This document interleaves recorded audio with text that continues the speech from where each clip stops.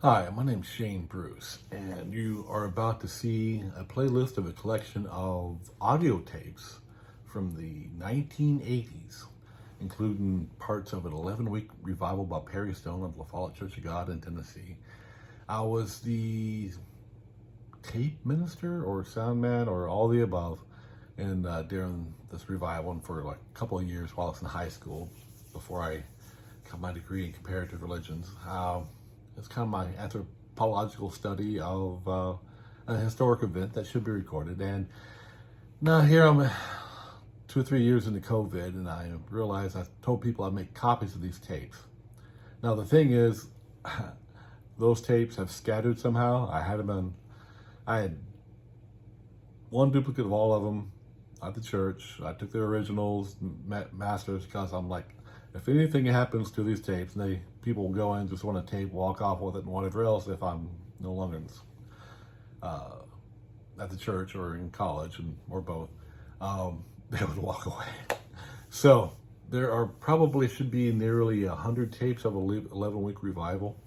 So if you have those tapes and any other tapes that I've mastered at the while the tape minister, send those to me at 313 West Prospect Street, LaFollette, Tennessee, 37766, or call me 423-377-9155, or look through the various media and find me online. I will digitize those tapes and put them back up and try to save the preservation of the archive of records, which could be a fairly significant historic event. I mean, an 11-week spontaneous revival where this guy, Perry Stone, came in the church, far from his home, far from his life and friends, and was led, he says, to come up with a different sermon, every single night. He would study or did it all day long there at the church. I know.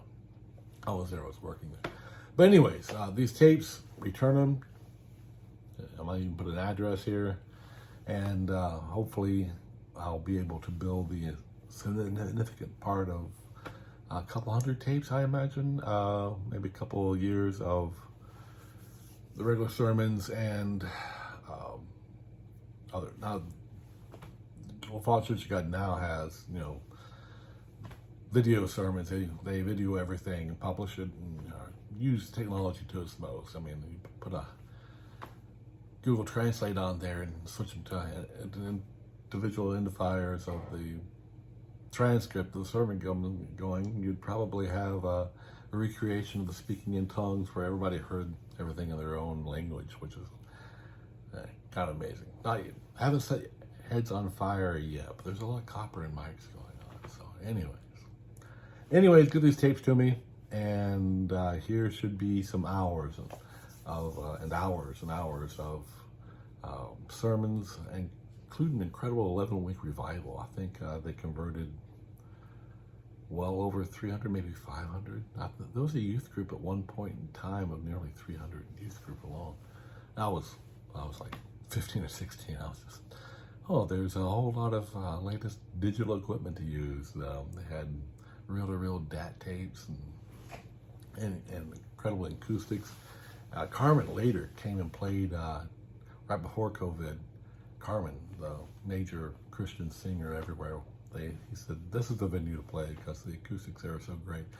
So there's great choir sounds and everything else, lots of music, lots and lots of 11 weeks of 1 hour sermons of Bible study.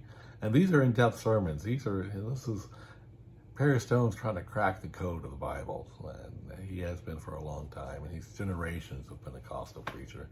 I think he's second or third generation. Anyways, I started laughing thinking about it. Come back and send me the tapes, listen to the tapes, tell people who might have tapes to, here's the digitized tapes, and send me their tapes, and particularly the ones that have handwritten, the date and master on it, and that's like the Masters of Bible. That's like a Master's in Education. Call it my comparative religions degree, all right? And and that way I can keep a promise that I meant to keep, and I try to keep it. They were snagged from my lake house, and my lake house also snagged by my mother, who put it in their own ministry of Canaan, which is a whole different type thing. If you'll study the Bible and Canaan, what that represents, pretty scary. But people from work came from the church came to work there, which alleviated it. And anyway, these tapes got scattered throughout, and I'm not even sure if anybody realizes they probably have a unique one and only copy of every tape. And so it's kind of precious in the way of a piece of history in this puzzle that we put together.